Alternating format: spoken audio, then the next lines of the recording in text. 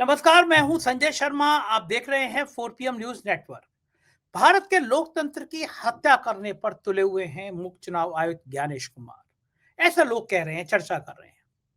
लेकिन जब जब ऐसा हुआ है कि भारत में लोकतंत्र पर कोई हमला हुआ है तो ये देश खुद उठ खड़ा हुआ है।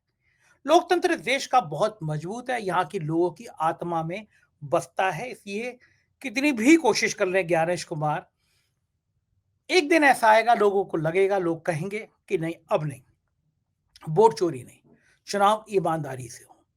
दैनिक भास्कर के राजनीतिक संपादक केपी मलिक से आज मैंने बहुत एक्सक्लूसिव बातचीत की है।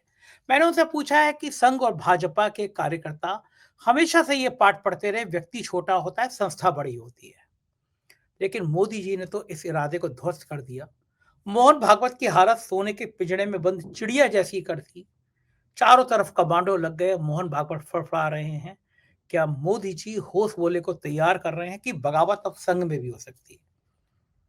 मैंने पूछा और क्या कहा केपी मलिक जी ने, आप खुद सुनिए। लेके चलता हूं मलिक साहब के पास। आपसे रिक्वेस्ट है, चैनल को सब्सक्राइब करिए, ज्वाइन करिए और सुनिए कि केपी मलिक साहब क्या कह रहे हैं। 4 PM न्यूज नेटवर्क में बहुत बहुत स्वागत है केपी मलिक साहब आपका। बहुत बहुत धन्यवाद स्वागत संजय जी। है मलिक साहब। मैंने पत्रकारिता के दौर में ऐसी जगह की भी कवरेज करी है।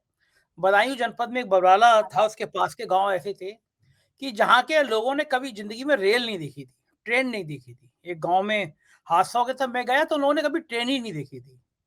अभी भी उत्तर प्रदेश के कई सारे ऐसे गांव होंगे जहाँ के लोगों ने कभी जिंदगी में हवाई जहाज नहीं देखा होगा, या कुछ लोग अभी भी ऐसे हो सकते हैं जिन्होंने रेल ना देखी हो, कभी सड़कें ही नहीं है। ऐसे करोड़ों वाले राज्य में, जिसकी 20-25 करोड़ की आबादी वाले राज्य में, एसआईआर के लिए यानी वोट फाइनल करने के लिए, चेक करने के लिए 1 महीने का समय दिया। मैं जिस सोसाइटी में रहता हूँ, पढ़े लिखे लोगों की सोसाइटी है, बहुत सारे आईएएस और आईपीएस मेरे घर के पड़ोस में ही रहते हैं। पड़ोस वाले मकान ही आईएएस का, सामने वाला मकान आईएएस का।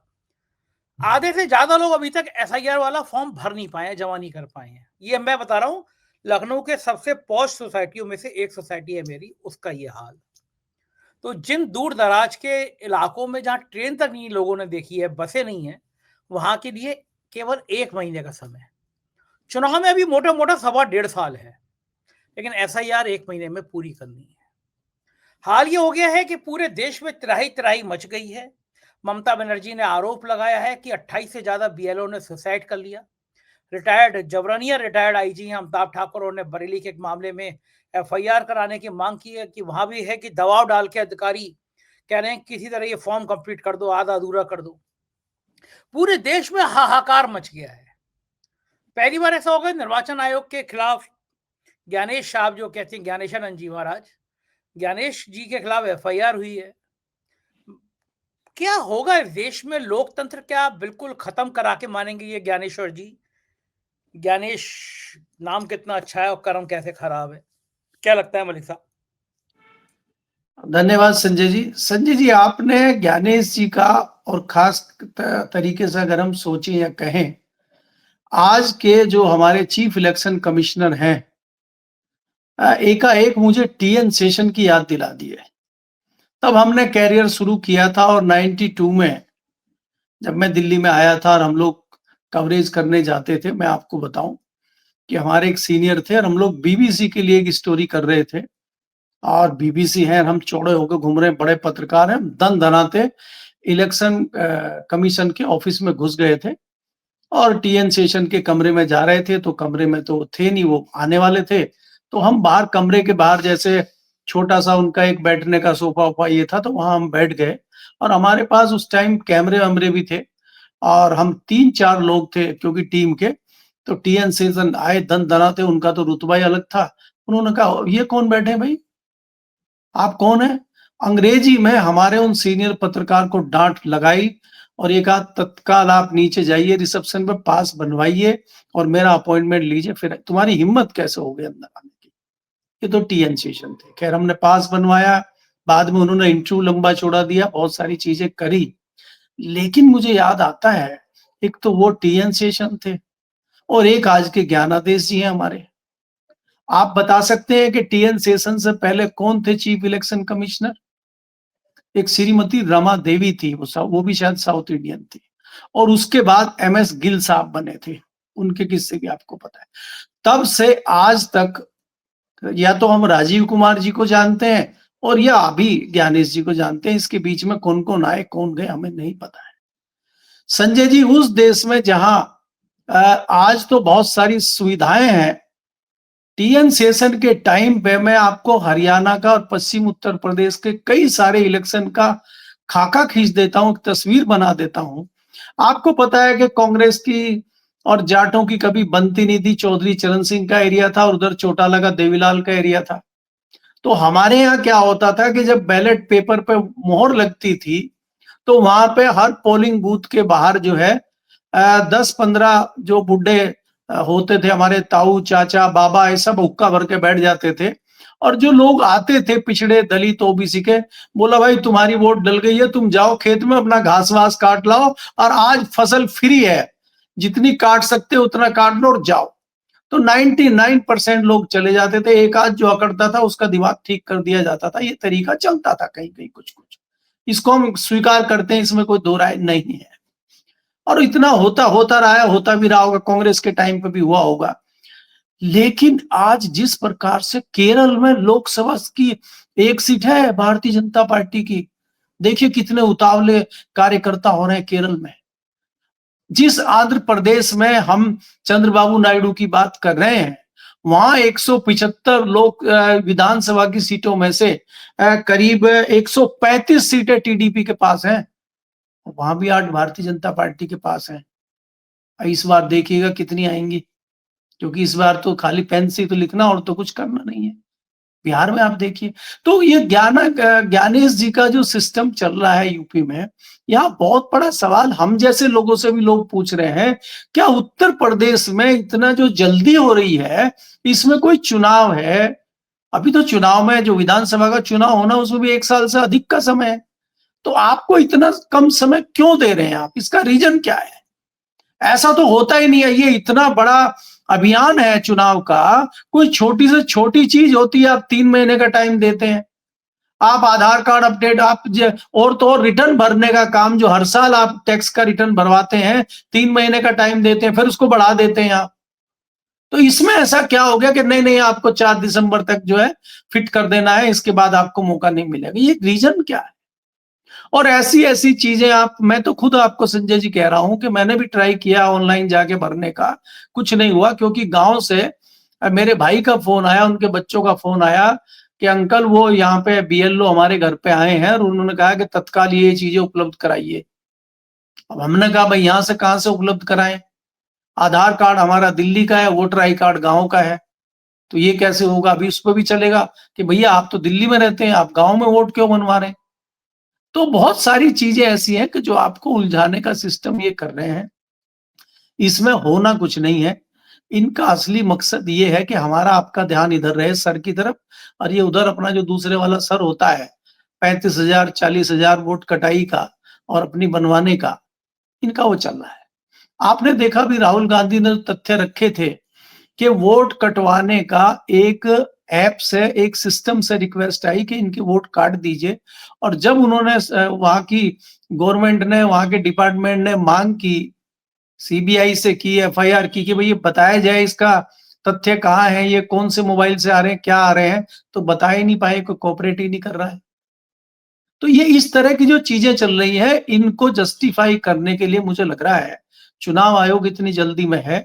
और संजय जी, यूपी में तो अभी दूर है, अभी तो आप आसाम में देखिए क्या चल रहा है।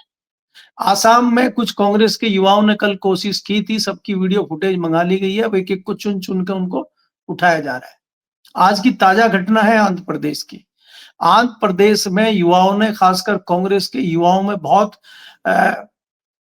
वो मार रहा है, उफान उफान मार रहा है, उफान। और पुलिस में और युवाओं में झड़प हो रही है। तो इसलिए इसलिए ये चीजों को आप बहुत जल्दी रोक नहीं सकते, बहुत आसानी से इस चीज को रोक नहीं सकती है। धीरे धीरे अलग अलग स्टेट में युवा सड़कों पे उतर रहे हैं।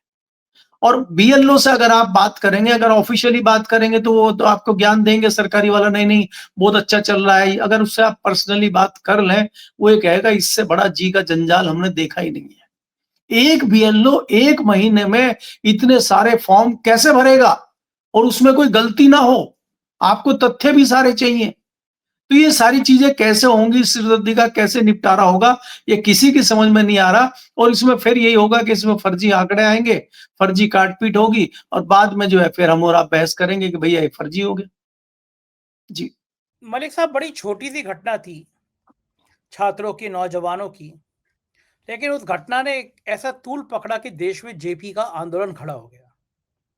नारा लगने लगा, गली गली, मोहल्ले मोहल्ले में, सिंहासन खाली करो की जनता आती है। और सिंहासन फिर खाली हो गया। कभी कभी होता है कि जो राख के नीचे चिंगारी होती है उसको हम नजरअंदाज कर देते हैं कि समाज में क्या चल रहा है, कैसे चल रहा है, लेकिन वो चिंगारी कभी कभी इतना बड़ा रूप धारण कर लेती है, इतना बड़ा विकराल रूप ले लेती है कि बड़े से बड़े चीजें ध्वस्त हो जाती है, जलकर राख हो जाती हैं। लोकतंत्र की हत्या अगर की जा रही है तो कहीं ना कहीं वो चिंगारी दिखना शुरू हो गई है। गली मोहल्लों, पान की दुकान, चाय की दुकान, इन सब पे चर्चा हो रही है कि ये तो चुनाव बेईमानी से जीत रहे हैं, वोट वोट में हेराफेरी कर रहे हैं। इस लोकतंत्र की खूबसूरती ये है कि लोकतंत्र ये जब लोगों को लगता है ये मर रहा है, तब ये फिर से जिंदा हो जाता है। और ये भारत के लोकतंत्र की सबसे बड़ी खूबसूरत बात है कि जब जब आपको लगा लोकतंत्र अब खत्म हो रहा है, तानाशाही की तरफ बढ़ रहा है, तो देश एक अंगड़ाई लेता है और अंगड़ाई लेके खड़ा हो जाता है। क्या हमारे मोदी जी को ये चिंगारी, ये अंगड़ाई दिखाई नहीं दे रही है? ये ज्ञानेश कुमार का खेल जो खेल रहे हैं चाणक, उनको नजर नहीं आ रहा कि ये खतरनाक खेल लोकतंत्र के साथ खेल रहे हैं? इसका अंजाम कुछ भी हो सकता है। ऐसा नहीं है कि देश के लोग सहन करते रहेंगे, आप कुछ करते रहेंगे, वो सहन करते रहेंगे, जो आवाजें बोल रही हैं उन पे काबू पाते रहेंगे, हमारे जैसे चैनल को बंद कर देंगे, हमें सुप्रीम कोर्ट से जाना पड़ेगा अपना चैनल खुलवाने के लिए, तरह तरह की जांचें कराएंगे, लोग समझेंगे, डर जाएंगे। अब लेकिन हम तो बोल रहे हैं ना, जब तक जिंदा है तब तक बोल रहे हैं, आपकी हर कार्रवाई का जवाब दे रहे हैं। तो ऐसे मेरे जैसे करोड़ों लोग किसी दिन तो इस देश में खड़े होंगे कि नहीं, ये तो गलत हो रहा है, ये वोट चोरी नहीं है। आपको चुनाव जीतना है तो आप आराम से वोटिंग कराइए, सबको वोट डालने का अधिकार दीजिए। क्या ये देश कभी इस तरह अंगड़ाई लेके खड़ा होगा? शुरुआत हो गई है केपी मलिक साहब, क्या लगता है आपको? संजय जी, शुरुआत हो रही है, इसमें कोई दो राय नहीं है, लेकिन लोकतंत्र की जो हत्या हो रही है, मुझे लगता है कि इसके अकेले दोषी मोदी हो, या उनके तथाकथित चाणक्य अमित शाह हो, या खाली ज्ञानेश कुमार हो। मैं ऐसा नहीं मानता। क्यों? लोकतंत्र की हत्या में चंद्रबाबू नायडू शामिल नहीं है, लोकतंत्र की हत्या में नीतीश कुमार शामिल नहीं है, जो सीएम की शपथ लेने के बाद मोदी जी के चरण स्पर्श कर रहे हैं। ये शायद वही नीतीश कुमार है कि जब प्रधानमंत्री पद का इनका नाम चला था और ये इन्होंने ये कह दिया था कि नहीं, इनके ऊपर तो तमाम आरोप हैं हत्या के और दूसरे, और इन्होंने एनडीए गठबंधन तोड़ दिया था। क्या ये वही चंद्रबाबू नायडू हैं जिन्होंने मोदी जी का हाथ झटक दिया था, उनके साथ नहीं जाने की बात करी थी? आज क्यों वो इनके साथ हैं? तो मुझे लगता है कि जितने दोषी ये हैं, उससे कहीं अधिक दोषी आज की डेट में नीतीश कुमार और चंद्रबाबू नायडू दोषी हैं। और इसके अलावा वो दोषी हैं जो आज बोल नहीं रहे हैं। कांग्रेस के जो तमाम नेता बैठे हैं, तमाम अंदर के लोग बैठे, मठाधीश जो कांग्रेस में बैठे हैं, जिनको हम बूढ़े बैल बैठते हैं, वो बूढ़े बैल जो बैठे हैं जगह खाली करने को तैयार नहीं है। आप ये बताइए कि यूथ कांग्रेस के युवा धरना प्रदर्शन कर रहे हैं, आगे बढ़ना चाहते हैं, आप उनको हटा के वहां फिर जम के बैठ जाते हैं। आपने देखा राजस्थान में किस प्रकार से कांग्रेस का बड़ा नुकसान हुआ, क्योंकि आपने आगे ही नहीं आने दिया सचिन पायलट को, और आप फिर जाके बैठ गए। आप दिल्ली में भी रहेंगे, आप राजस्थान में भी रहेंगे, आप सब जगह रहेंगे, आप नहीं छोड़ेंगे, चाहे 5 बार 10 बार आप मुख्यमंत्री रहे हो। क्यों? हरियाणा में क्या हो रहा है? ये हरियाणा में तस्तरी में रख के आपने जो है अपनी सरकार उनके हाथों में दे दी, भारतीय जनता पार्टी की। तो क्या कांग्रेस लोकतंत्र की हत्या में शामिल नहीं है? कांग्रेस के जो तथाकथित नेता आज बने बैठे, तो खाली इन्हीं को दोषी ठहरा देना या इन्हीं को कह के हम अपना पल्ला झाड़ लें, ये भी मुझे लगता है कहीं ना कहीं बेईमानी है। आज इसमें कोई दो राय नहीं है कि इनको एक रास्ता मिल गया है। आज इनके सामने कोई बोल नहीं रहा है, और नहीं बोल रहा है तो एक बड़ी फौज इनके पीछे है। ये कहां से आ गई 272 की फौज? ये कैसे ले आए?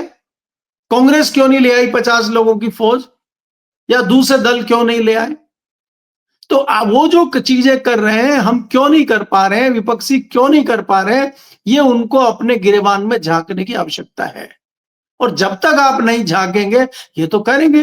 भाई नरेंद्र मोदी जी सियासी दल के नेता हैं, चाणक्य जी चाणक्य हैं अपनी सियासी पार्टी के। हमें तो किसी भी कीमत पर सरकार बनानी है, और हर सियासी दल का सपना होता है, हर सियासी दल का मकसद होता है कि उसकी सरकार बने, हर राज्य में सरकार बने, केंद्र में सरकार बने। तो अपनी पार्टी के लिए, अपने संगठनों के लिए, संघ के लिए, भाजपा, आरएसएस के लिए या बजरंग दल के लिए, विश्व हिंदू परिषद के लिए तो कोई खराब काम करनी नहीं है। अगर लगता कि भारतीय जनता पार्टी के नेता खराब काम कर रहे हैं तो संघ के लोग सड़क पे उतर जाते। थोड़ा सा लगा था, कुछ लोग उतरने लगे थे, लेकिन सबका मुंह बंद कर दिया गया। अब सबका मुंह कैसे बंद हुआ कि आपने फिर सफलता दिखाई। यही तो उनको चाहिए। आपको शिक्षा नीति में बदलाव करना है, आपको दूसरे अपने एजेंडों को सेट करना है, तो वो तो इसी से होंगे ना, सरकार से। अब आप क्या सोचते हैं कि अब बिहार में नई शिक्षा नीति नहीं लाएगी भारतीय जनता पार्टी? क्या चीजों में बदलाव नहीं करेगी भारतीय जनता पार्टी बिहार में? इसीलिए तो सरकार में आई है। तो क्या आरएसएस और उसके जो दूसरे अनुषंगिक संगठन हैं वो भारतीय जनता पार्टी को मना कर देंगे? भाई ये तो उनका लक्ष्य है 100 साल से, और इसी के लिए तो भारतीय जनता पार्टी आई है। तो भारतीय जनता पार्टी में नरेंद्र मोदी क्या कर रहे हैं, अमित शाह क्या कर रहे हैं, हमें ये सोचते हुए, वो तो कर रहे हैं, वो तो करेंगे यही, लेकिन हम क्या कर रहे हैं, विपक्ष क्या कर रहा है, बाकी लोग क्या कर रहे हैं, हमें ये देखना होगा। कितने ऐसे पत्रकार हैं जो मलाई खा रहे हैं आज? क्या उनका फर्ज नहीं बनता कुछ बोलने का? और आज ये भी दुर्भाग्य है संजय जी कि पत्रकार भी खेमों में बट गए हैं, आधे इधर आधे उधर। और जब हम कहते हैं आधे बाकी हमारे साथ आ जाओ, तो पीछे मुड़ के देखते हैं कोई नहीं हमारे साथ, अकेले खड़े हैं और हम धूल में लट मार रहे हैं, हम इधर के हैं ना उधर के। तो इसलिए किसी के ऊपर सीधा सीधा आरोप लगाने से पहले हमें अपना गिरेबान भी झांक के देखना चाहिए। तो हमें, मुझे लगता है जो आपने सवाल किया है उसका जवाब स्वतः मिल जाएगा। जी बिल्कुल ठीक कह रहे हैं कि मलिक साहब, लेकिन वो बहुत खूबसूरत लाए हैं कि जो मौन है समय लिखेगा उनका भी इतिहास। तो मलिक साहब, इस दौर में जो आवाज़ें खामोश हैं, इस दौर में जो आवाज़ें झुक गई हैं, जिन आवाज़ों ने आँखें बंद कर ली हैं, समय कभी ना कभी उनका भी हिसाब लेगा। अच्छा, पीड़ा केवल जनता में नहीं है, पीड़ा तो मुरली मनोहर जोशी और आडवाणी में भी नहीं है कि केवल उन्हीं में हो, ऐसा भी नहीं है। पीड़ा तो नागपुर पे भी है। पीड़ा तो मोहन भागवत में भी है कि चिड़िया को सोने के पिंजरे में कैद कर दिया गया है। संघ प्रमुख के आगे कभी-कभी थर-थर काँपती थी दिल्ली। वो कुर्सी हिल जाती थी अगर संघ प्रमुख की आँखें टेढ़ी हो जाती थी। अब मोहन भागवत के आस-पास बहुत सारे कमांडो लगा दिए गए हैं। सोने का पिंजड़ा बना दिया गया है और बुलबुल उसके अंदर कैद है। मणिपुर में जाके वकालत कर रहे हैं कि साहब सरकार बननी चाहिए, लेकिन कह नहीं पा रहे कि भारतीय जनता पार्टी को अपना अध्यक्ष बना देना चाहिए। संघ का कार्यकर्ता हो जाए तो बेहतर है, संजय जोशी हो जाए तो बेहतर है। बिहार के नतीजे ने और बिहार की चालबाजियों ने, बिहार के एक सुनियोजित षड्यंत्र ने क्या संघ प्रमुख को भी समझा दिया है कि कुर्सी उनकी भी जा सकती है। अगर मोदी आपस अपनी पे आ गए, गुजरात लॉबी अपने पे आ गए, क्या भागवत जी को लगता है सिंहासन उनका भी हिल सकता है? डरा हुआ संघ क्यों लग रहा है मोदी के आगे? देखिए संजय जी, आपको पता है कि भारतीय जनता पार्टी पहले ही एक नैरेटिव गढ़ देती है। भारतीय जनता पार्टी ने यह कह दिया है कि 123 जो सीटें हैं आसाम में, हम 103 लेके आ रहे हैं। अब मेरी समझ में ये नहीं आ रहा 103 क्यों कह रहे हैं। आप 100 से ऊपर कह सकते हैं, आप 100 सीटें कह सकते हैं। तो इन्होंने क्या किया था, 2024 के चुनाव से पहले नैरेटिव गढ़ दिया था कि अब हमें संघ की जरूरत ही नहीं है। और आप कल्पना कीजिए, अगर पूर्ण बहुमत की भारतीय जनता पार्टी की सरकार होती, ये 300 के आसपास होते, तो संघ प्रमुख कहां पे सोते? तो आप ये देखिए कि संघ प्रमुख को तो ये जीवन दान मिला है लगभग 1 से 1.5 साल का। भाई इन्होंने ये कहा कि अभी रुक जाइए, राष्ट्रीय अध्यक्ष को रुक जाइए, फलाने को रुक जाइए, जरा महाराष्ट्र का चुनाव हो जाए। महाराष्ट्र का चुनाव हो गया, फिर कहा हरियाणा का चुनाव हो गया, रुक जाइए। हरियाणा दिल्ली का चुनाव हो गया, अब फिर कहा अरे भाई अब करें, बोले नहीं नहीं बस बिहार का और हो जाए। अब ये हो गया कि 2024 के बाद हमने 4 स्टेट जीत लिए हैं और प्रचंड बहुमत बिहार में लेके आए हैं। हम पीछे मुड़ने वाले नहीं हैं। हौसले बुलंद हैं और जब ये हौसले बुलंद होते हैं तब बड़ी बड़ी बिजलियां गिरती हैं। तो कहीं ऐसा ना हो कि जो बीच में हमारी आपकी चर्चा हो रही थी कि हौसबोले जी तैयार हैं शेरवानी शिला के, कहीं हौसबोले जी ना आ जाए और इनका इनका हिसाब किताब अडवाणी जी की तरह ना हो जाए, क्योंकि जब अडवाणी जी का हिसाब किताब हुआ था तब भी मोहन भागवत जी थे। और आपको ये भी मालूम है कि अडवाणी जी के रथ पे भी मोदी जी सवार थे और मुरली मनोहर जोशी का भी रथ गया था कश्मीर एक बार, अगर आपको याद हो, लाल चौक पे, वहां पे भी मोदी जी मौजूद थे। तो मोदी जी सब जगह मौजूद रहते हैं, मोदी जी सबको जानते हैं। और आज चाहे वो आडवाणी जी हो, चाहे मुरली मनोहर जोशी जी हो, किस हाल में है आपके सामने है। अगर कल को यही हाल भागवत जी का हो जाए तो अब मुझे कोई आश्चर्य नजर नहीं आ रहा है। अच्छा तो मलिक साहब, जो इसलिए निचले स्तर का संघ कार्यकर्ता है, जो हमेशा इस सिद्धांत को मानता रहा, पालता रहा कि संगठन बड़ा होता है, व्यक्ति नहीं। हमेशा इस ख्याल में रहा कि भाई संगठन सर्वोपरि है। ये ख्याल पढ़ाया जाता रहा, संघ में बड़ा गुट्टी की तरह रटाया जाता रहा। लेकिन अब वो देख रहा है ये तो सब किताबी बातें थी, हवा-हवाई बातें थी। एक व्यक्ति संघ से भी बड़ा हो गया। मोहन भागवत डरने लगे, ऐसा चर्चा होने लगी संघ के नीचे तक कि मोहन भागवत भी प्रेशर में आ गए, मैं और आप ही चर्चा कर रहे हैं। तो जो संघ का ढांचा था, उस ढांचे पे क्या बहुत बड़ी चोट पहुंचा दी मोदी जी ने। और मुझे तो लगता है भारतीय जनता पार्टी को खत्म करने के लिए विपक्ष की जरूरत क्या है, मोदी जी काफी है। भारतीय जनता पार्टी के अंदर लोकतंत्र तो खत्म हो गया, कारपोरेट सिस्टम आ गया। 2 लोग हैं, वो लोग चलाएंगे, एक सीईओ, एक एमडी है, एक चाणक्य, एक साहिब है, और बाकी सांसद हो, मिनिस्टर हो, किसी को कोई हैसियत नहीं बची है। गडकरी जी को शायद ब्लड प्रेशर हाई हो गया होगा, ब्लड बिहार चुनाव नतीजे होने के बाद। तो ये जो सारा ढांचा है बीजेपी का, संघ का, इस पर जो चोट कर दी है मोदी ने कि व्यक्ति बड़ा हो गया, पार्टी और संगठन छोटा हो गया। क्या ये आने वाले समय में भारतीय जनता पार्टी और संघ का जब इतिहास लिखा जाएगा तो इसको कलंक के दौर में याद रखा जाएगा? नहीं, इसको कलंक नहीं कहेंगे संजय जी। इसको मैं एक छोटा सा एग्जाम्पल देता हूं आपको। हमारे गांव में एक पंडित जी ने हवेली बनाई थी और उसके लिए स्पेशल भट्टा लगा था, और उस भट्टे में ईंटें बनी, और जैसा हवेली तैयार हुई भट्टे को बंद कर दिया गया। कई लोगों ने कहा भट्टा बढ़िया चल रहा है, भट्टे को चलने दीजिए, अब इससे व्यापार करिए। बोले नहीं नहीं, काम जिस मकसद के लिए हमने बनाया था वो काम हो चुका है। अच्छा, भारतीय जनता पार्टी किस मकसद के लिए बनी थी, आरएसएस किस मकसद के लिए बना था, सब मकसद पूरे हो चुके हैं। रिकॉर्ड समय तक मोदी जी प्रधानमंत्री, रिकॉर्ड समय तक अपने सारे एजेंडे हो गए। जो जो आरएसएस ने सपने देखे थे सारे पूरे कर दिए। आज की डेट में आरएसएस के सामने कोई एजेंडा नहीं है। जो एजेंडा बना के दिया था संघ ने भाजपा को, मोदी जी को, जो 80% एजेंडा था, मोदी जी ने उसको 100% करके दे दिया, लीजिए। और कुछ बोला नहीं, और कुछ नहीं, बस हो गया। तो आपका एजेंडा हो गया। तो जब आपका एजेंडा हो गया तो आपकी जरूरत नहीं है। वही हाल भारतीय जनता पार्टी का होगा कि भारतीय जनता पार्टी का एजेंडा क्या था कि भारतीय जनता पार्टी पूरे भारत के अधिकतर राज्यों में राज करे, केंद्र में राज करे, हमारे प्रधानमंत्री रिकॉर्ड समय तक रहे, जवाहरलाल नेहरू का रिकॉर्ड तोड़ दें। तो सारी चीजें तो लगभग हो ही गई है। तो उसके बाद भारतीय जनता पार्टी का भी कुछ हो सकता है। आप संघ को खाली छोड़ दीजिए, ऐसा ना हो कि भारतीय जनता पार्टी का ही कुछ ना बचे उसके बाद। वो कहते हैं हमारा लक्ष्य पूरा हो गया है। अब जैसे क्या होता है, गांव में कहावत भी है, अगर आप जानते हो, कि जब भट्टी बंद करते हैं, हलवाई भट्टी बंद करता है तो कढ़ाई को उल्टी करके रख देता है। भैया भट्टी बंद, कढ़ाई बंद। तो ये भी हो सकता है, क्योंकि मकसद था ना आपका, मकसद पूरा हुआ। तो ये जो आपने पूछा है कि नड्डा जी ने कोई भाषण ऐसा हवा में थोड़ी दे दिया था कि अब हम मजबूत हो चुके हैं, अब हमें संघ की आवश्यकता नहीं है।